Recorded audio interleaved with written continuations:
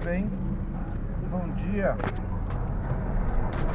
a todos os milhões de espectadores que minha mãe acha que eu tenho. Contei pra ela que o dia em que um vídeo meu teve mais visualizações, ele teve 5 visualizações. Mesmo sendo público, mesmo sendo aberto a qualquer um. Os vídeos do meu canal que tem muita visualização são os vídeos dos anúncios de moto ou alguma coisa que eu coloco lá. É isso que visualizam. 20, 25 visualizações. Nem assim se interessam por alguma coisa minha, então deixa pra lá, né? Deixa eu contar aí, vai. Hoje é sexta-feira, hoje é dia 29 de maio de 2020. Daqui a 2 dias, o grande amor da minha vida faz 6 aninhos de idade. Eu sei que, não sei se eu vou conseguir falar, filmar alguma coisa no dia para deixar aqui gravado, mas parabéns, meu filho, obrigado, meu filho, e eu espero que eu possa contribuir para você ser uma pessoa honesta, útil, decente para o mundo e principalmente uma pessoa feliz, antes de qualquer desses outros atributos. Então, é isso, tá?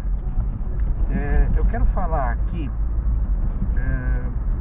como andam as coisas, tá? Pandemia rola, São Paulo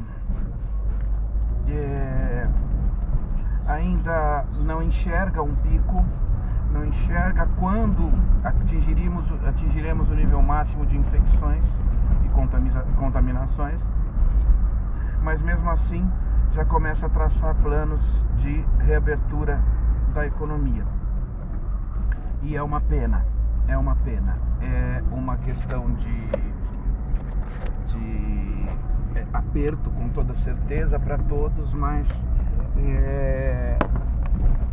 se fosse honesto e correto, seria simplesmente, quando eu enxergar o pico, eu começo a planejar, e pronto, acabou. E não fizemos isso. Mas enfim, aqui parece que no município de São Paulo o prefeito está dando uma segurada, mas sabemos que as pressões em cima dele não vão deixar ele, mesmo que ele queira, o que eu acho difícil também, porque eu já disse que não confio em político algum. Mesmo que ele queira alguma coisa dentro da linha da OMS, ele não vai conseguir sozinho de jeito nenhum, ainda mais com a força que o Dória está adquirindo nesse momento. É uma pena.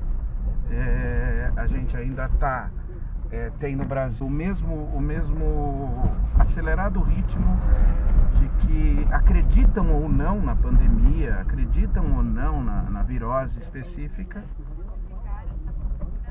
e é isso, tá? O Brasil parece ser diferente de todo mundo nesse sentido, embora tenham visto absurdos em várias partes do mundo. Aconteceu uma coisa na semana passada que eu queria deixar registrado aqui. Um divisor de águas, na minha opinião. O que aconteceu lá atrás? O grande super-herói Sérgio Moro abandonou o governo. Pressionado a mudar lideranças, principalmente da Polícia Federal, literalmente na cara dura para proteger os filhos do presidente da República que estão sendo investigados.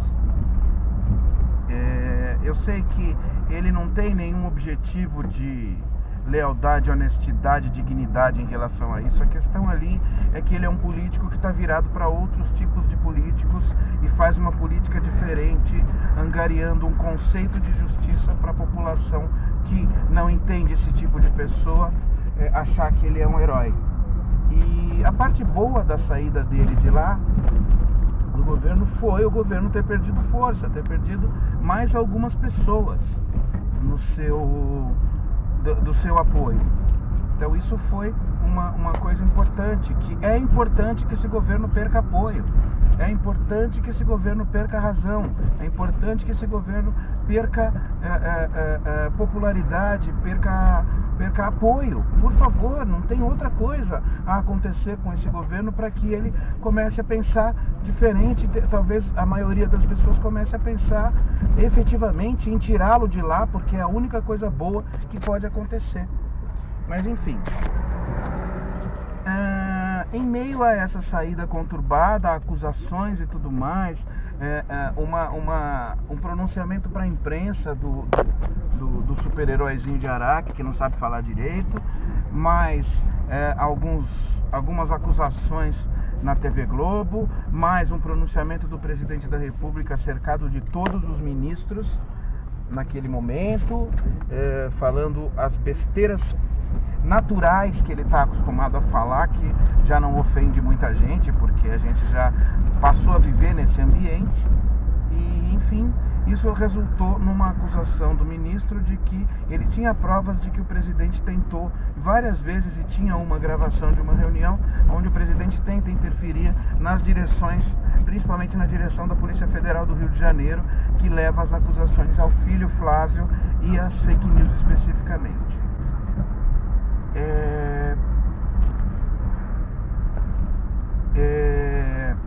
Com isso, foi mandado para o Supremo um pedido de abertura dessa reunião.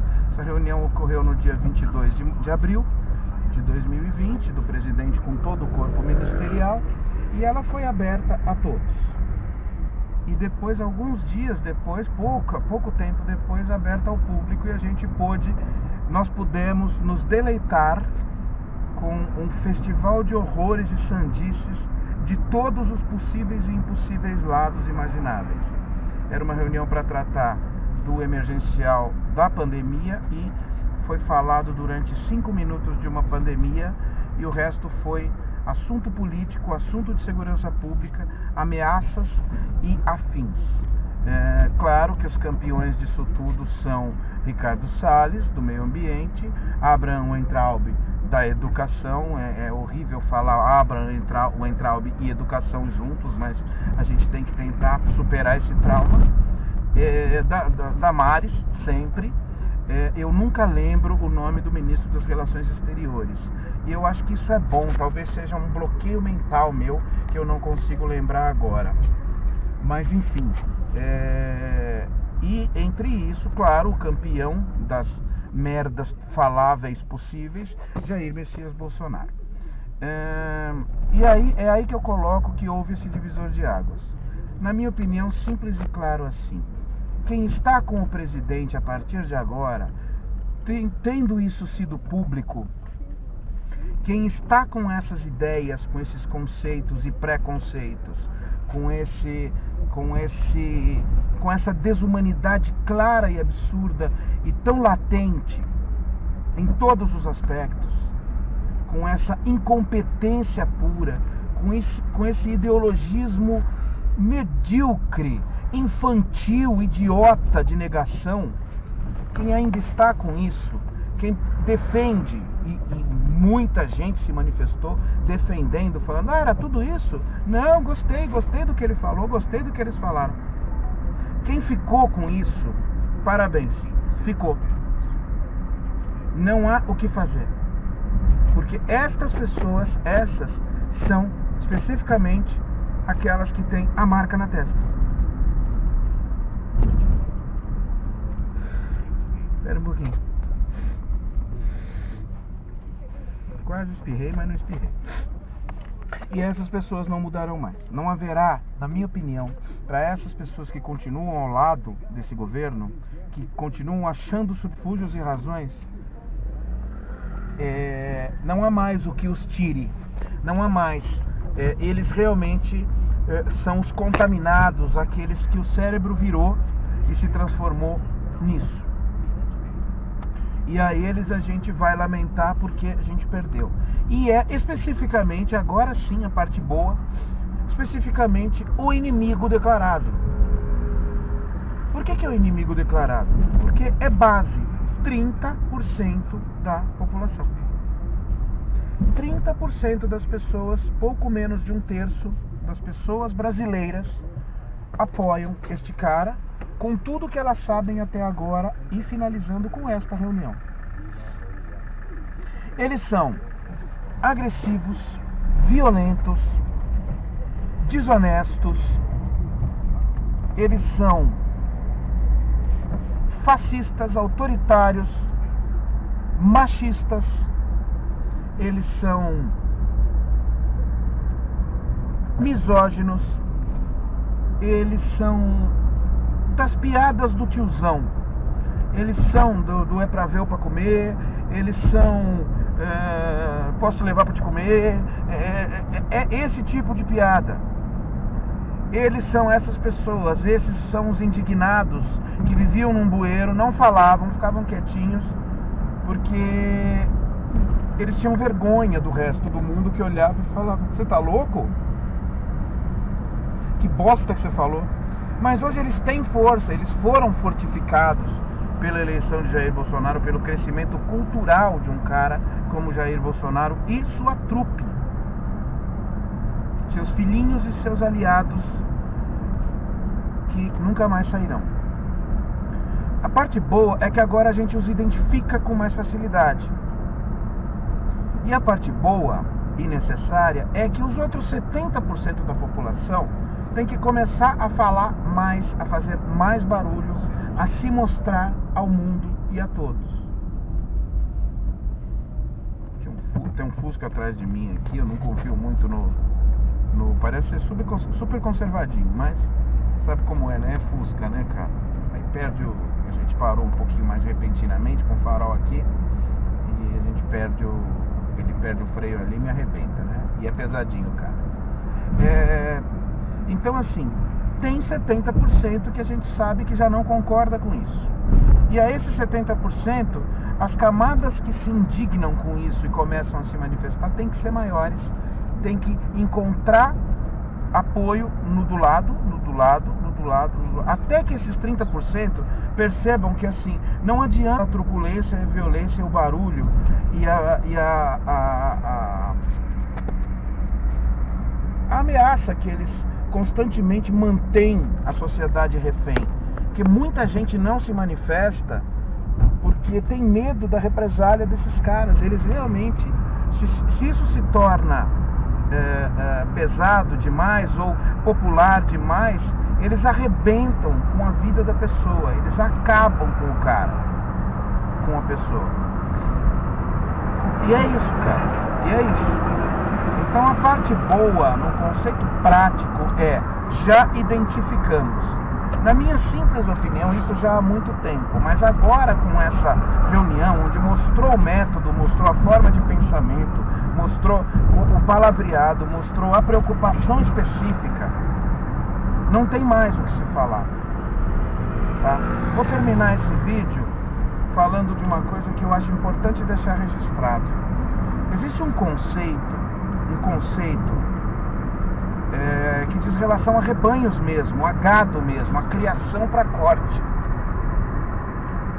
que se chama imunidade de rebanho.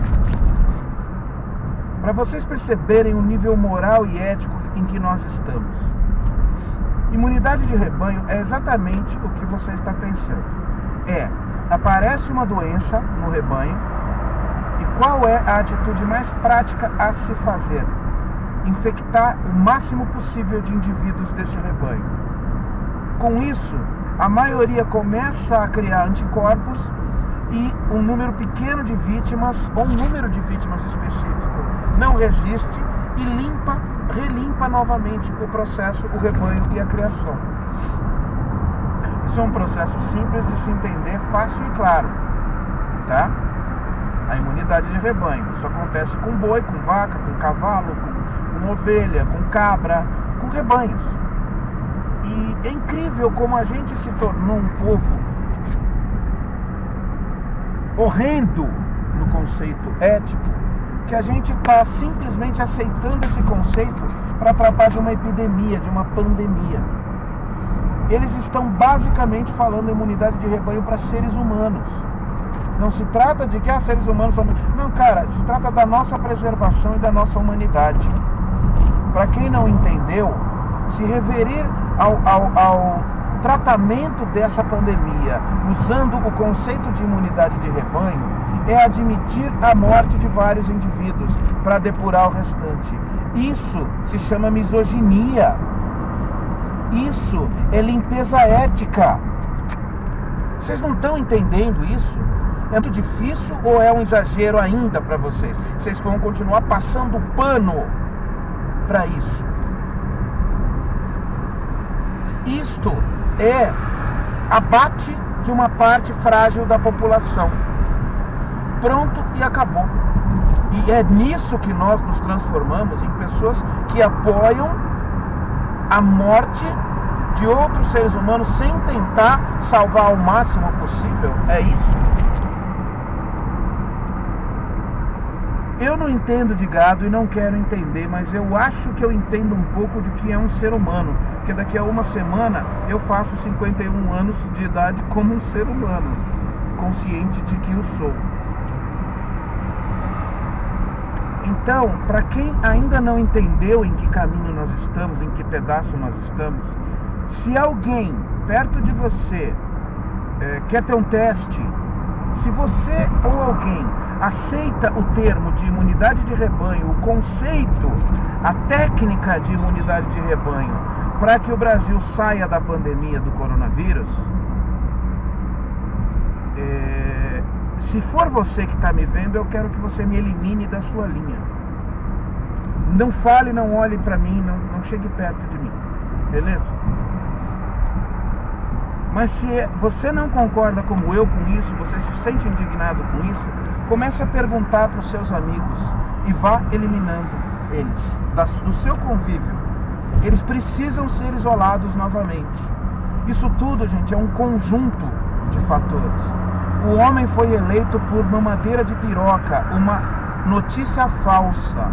O homem foi eleito com kit gay distribuído nas escolas públicas, notícia falsa. O homem indica ministros com o aval de um líder que já disse um dia que fetos abortados fornecem mão de obra para a Pepsi produzir adoçante. É isso, cara. É este mundo que você está passando pano. Se você está aqui falando, não, que é isso? Imagina, eles não são nazistas, eles não são fascistas, eles não são. Não, eles são.